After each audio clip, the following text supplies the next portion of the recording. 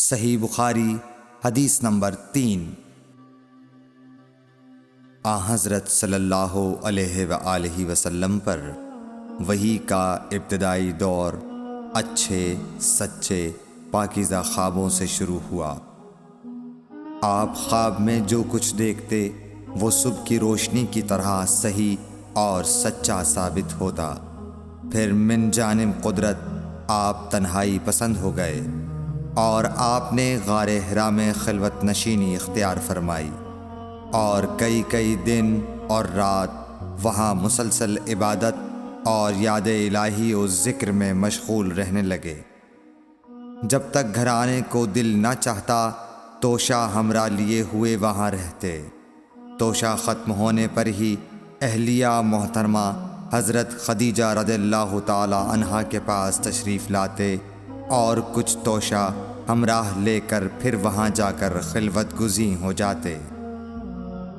یہی طریقہ جاری رہا یہاں تک کہ آپ پر حق منکشف ہو گیا اور آپ غار حرا ہی میں قیام پذیر تھے کہ اچانک حضرت جبرائیل علیہ السلام آپ کے پاس حاضر ہوئے اور کہنے لگے کہ اے محمد پڑھو۔ آپ فرماتے ہیں کہ میں نے کہا کہ میں پڑھنا نہیں جانتا۔ آپ صلی اللہ علیہ وسلم فرماتے ہیں کہ فرشتے نے مجھے پکڑ کر اتنے زور سے بھینچا کہ میری طاقت جواب دے گئی۔ پھر مجھے چھوڑ کر کہا پڑھو۔ میں نے پھر وہی جواب دیا کہ میں پڑھا ہوا نہیں ہوں۔ اس فرشتے نے مجھ کو نہایت ہی زور سے بھینچا کہ مجھ کو سخت تکلیف محسوس ہوئی۔ پھر اس نے کہا کہ پڑھ۔ میں نے کہا میں پڑھا ہوا نہیں ہوں۔ فرشتے نے تیسری بار مجھ کو پکڑا اور تیسری مرتبہ پھر مجھ کو بھینچا۔ پھر مجھے چھوڑ دیا اور کہنے لگا کہ پڑھو اپنے رب کے نام کی مدد سے جس نے پیدا کیا اور انسان کو خون کی پھٹکی سے بنایا۔ پڑھو اور آپ کا رب بہت ہی مہربانیاں کرنے والا ہے۔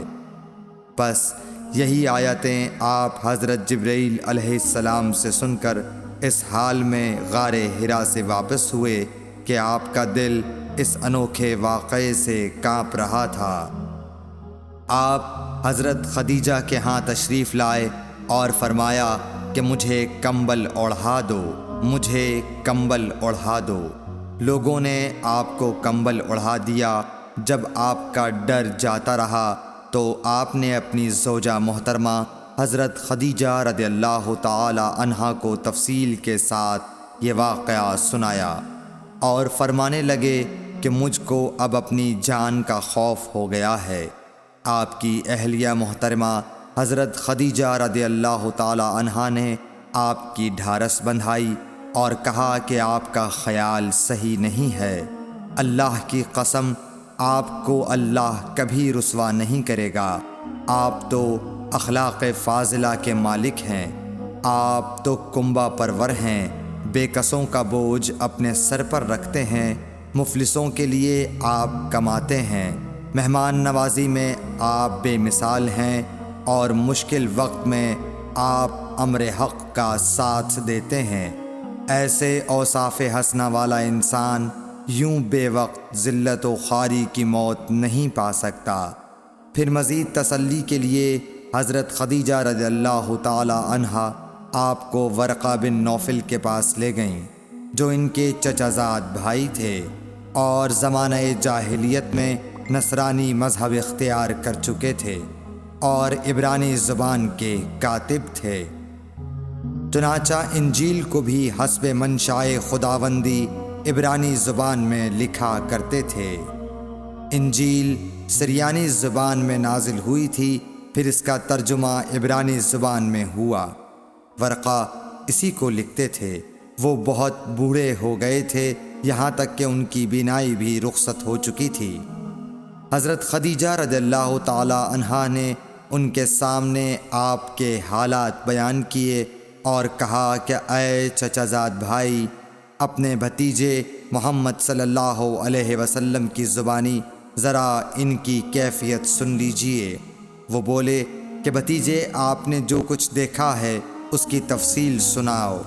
چنانچہ آپ صلی اللہ علیہ وآلہ وسلم نے از اول تا آخر پورا واقعہ سنایا، جسے سن کر ورقہ بے اختیار ہو کر بول اٹھے کہ یہ تو وہی ناموس معزز رازدان فرشتہ ہے جسے اللہ نے حضرت موسیٰ علیہ السلام پر وحی دے کر بھیجا تھا۔